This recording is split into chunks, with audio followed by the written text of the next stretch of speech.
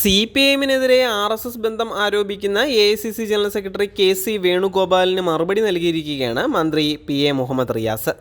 നിലമ്പൂർ ഉപതെരഞ്ഞെടുപ്പ് നടക്കുന്ന സാഹചര്യത്തിൽ UDFനെതിരെ പലവിധ ആരോപണങ്ങളും ഉൾപാർട്ടി പോരുകളും ഉയർന്നു വരുന്ന സാഹചര്യത്തിൽ നടക്കുന്ന അനാവശ്യമായ ആരോപണങ്ങളിലാണ് മന്ത്രിയുടെ ഈ മറുപടി.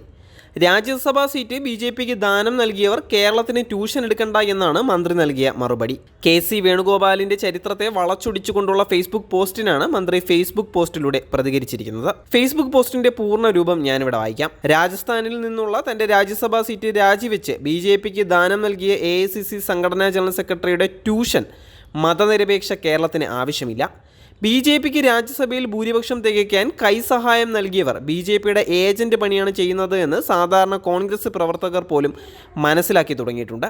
രാജസ്ഥാനിലെ രാജ്യസഭാ സീറ്റിൽ പിന്നീട് വിജയിച്ച BJPയുടെ രവനീത് സിംഗ് ബിട്ടു നിലവിൽ BJPയുടെ കേന്ദ്രമന്ത്രിയാണ്. ഹരിയാന തെരഞ്ഞെടുപ്പിൽ BJPയെ ജയിപ്പിക്കാനുള്ള കൊട്ടേഷൻ AICC സംഘടനാ ജനറൽ സെക്രട്ടറിക്കായിരുന്നുവെന്ന് അവിടുത്തെ കോൺഗ്രസ് നേതാക്കൾ തന്നെ വ്യക്തമാക്കിയ കാര്യവുമാണ്.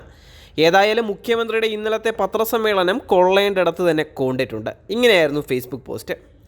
നിലമ്പൂരിലെ മാങ്കൂത്ത് LP സ്കൂളിൽ പിതാവിനൊപ്പം എത്തി വോട്ട് രേഖപ്പെടുത്തി മടങ്ങിയിരിക്കുകയാണ് അതേസമയം LDF സ്ഥാനാർത്ഥി M സ്വരാജ്.